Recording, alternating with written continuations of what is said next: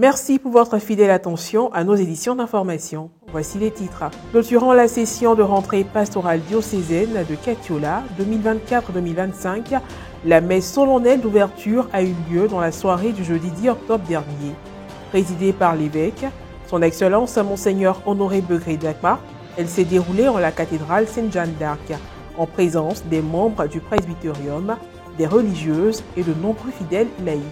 Le jeudi 17 octobre dernier, Madame Anne-Désirée Ouloto, ministre d'État, ministre de la fonction publique et de la modernisation de l'administration, a présidé la première réunion extraordinaire du comité consultatif de la fonction publique, occasion à laquelle il s'est penché sur la grève des syndicats qui revendiquent l'octroi de primes.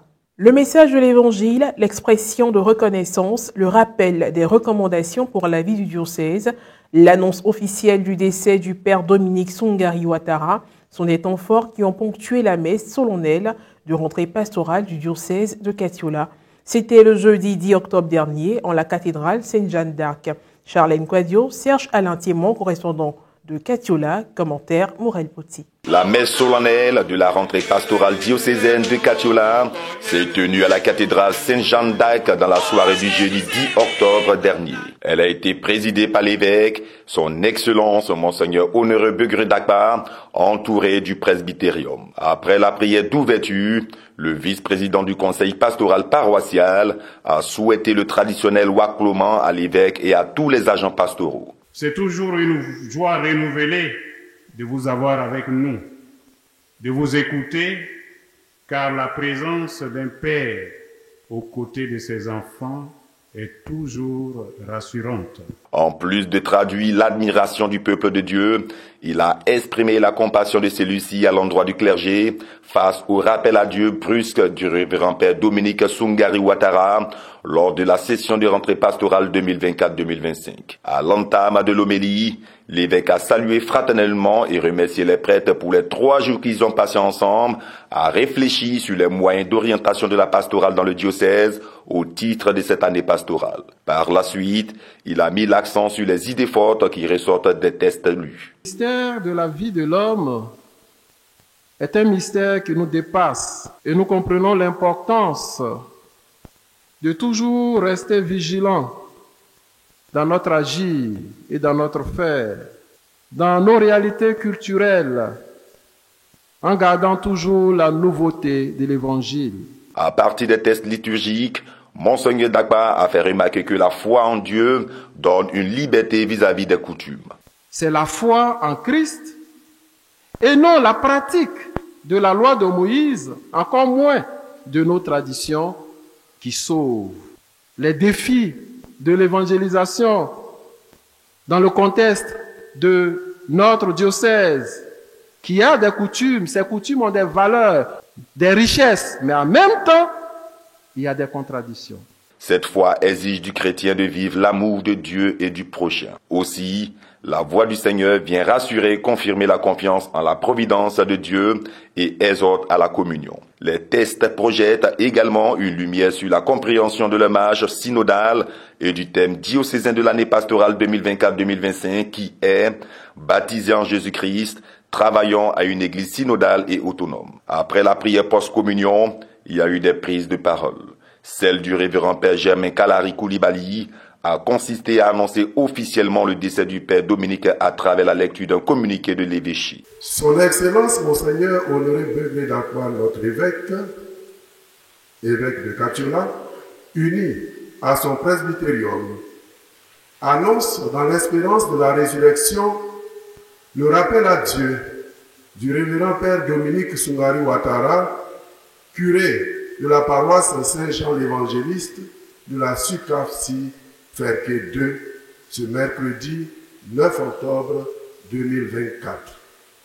Nous sommes invités au recueillement et à la prière pour le repos de l'âme du Père Dominique, pour toute l'Église diocésaine de Katiola et pour sa famille biologique. A suivi le révérend père Ange Thio, curé de la cathédrale Sainte-Jeanne d'Arc de Katiola, qui a adressé un mot de remerciement et a formulé des vœux pour le diocèse. L'année 2025 qui s'annonce sera une année jubilaire, que par la précieuse intercession de Notre-Dame du Rosaire que nous prions en ce mois d'octobre, cette année 2025 soit une année de grâce abondante et de bienfaits pour tous de la part du Seigneur. Le dernier mot est revenu à l'évêque qui, en plus des remerciements, a insisté sur les recommandations et a fini par présenter les membres du conseil épiscopal diocésain. Précisons que cette messe a été animée par les chorales Émile Durémer et Sainte-Jeanne d'Arc de la cathédrale de Catiola. Au sorti de la messe, des propos ont été recueillis. Il a été très heureux ce soir pour cette participation à l'Eucharistie et vraiment la parole qui a été donnée par l'évêque qui nous invite vraiment à la persévérance dans toutes nos décisions. Il ne faudrait pas que nous nous découragions toutefois que nous demandions quelque chose. Ce sont des sentiments de joie. Une première fois de participer à une telle célébration eucharistique dans un autre diocèse. Dans la lecture de l'évangile d'aujourd'hui, le Seigneur nous invite à la vertu de la persévérance, à demander afin de recevoir. Notre nouvel évêque nous a donné les directives à suivre. Vraiment, c'est chaleureux. Comme il nous a dit que les curés vont nous dérouler ce qu'ils ont fait en session. Donc nous attendons paisiblement pour pouvoir travailler en synodalité. Ce soir, nous avons fait notre entrée pastorale diocésaine présidée par Monseigneur. Donc nous sommes très heureux. Nous souhaitons vraiment une belle rentrée à tous les fidèles. Nous souhaitons la santé à nos pères pour qu'ils puissent vraiment nous évangéliser. Sentiment surtout de reconnaissance et de gratitude au Seigneur parce que nous avons bien commencé la session. Ensuite, il y a eu cette épreuve-là, mais Dieu nous a donné la force d'aller jusqu'au bout. Et aujourd'hui, on a vu tout le peuple de Dieu représenté par la communauté de la cathédrale avec les autres paroisses du vicariat de Catiola qui sont venus pour qu'ensemble nous puissions offrir cette année au Seigneur. Donc, expression de gratitude à Dieu et de reconnaissance à ce peuple de Dieu-là qui nous accompagne. Parlons société à présent. La grève des syndicats qui revendiquent l'octroi de primes à diverses était au cœur des échanges du comité consultatif de la fonction publique qui a tenu sa première réunion extraordinaire le jeudi 17 octobre dernier à Abidjan sous la présidence de la ministre Anne-Désirée Ouloto. Un chronogramme de travail a été adopté et un projet de règlement intérieur a été présenté.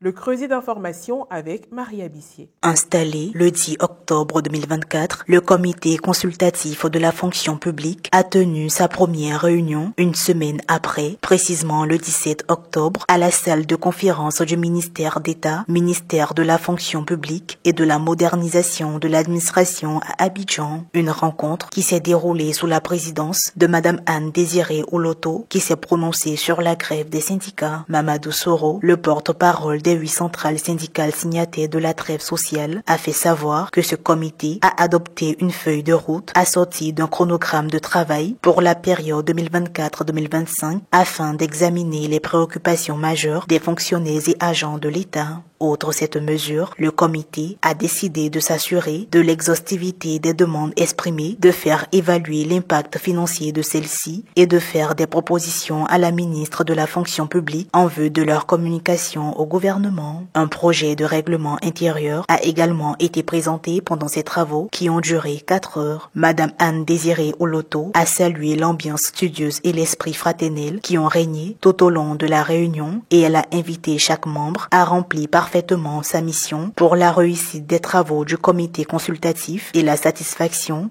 des intérêts des fonctionnaires et agents de l'État. Sur 8 centrales syndicales qui composent le comité consultatif, 5 étaient présentes. En somme, les grévistes revendiquent l'octroi d'une prime d'incitation au personnel enseignant et éducatif, la promotion des emplois de maîtres d'éducation spécialisés et d'éducateurs spécialisés par la refonte des curricula de formation et des profils de carrière de l'éducation spécialisée, l'organisation d'un concours professionnel des éducateurs préscolaires adjoints et des maîtres adjointe d'éducation permanente dans un modèle de formation en classe sans passer par une école de formation et un concours professionnel exceptionnel. La prochaine réunion ordinaire du comité consultatif se tiendra le 28 novembre 2024 au même endroit.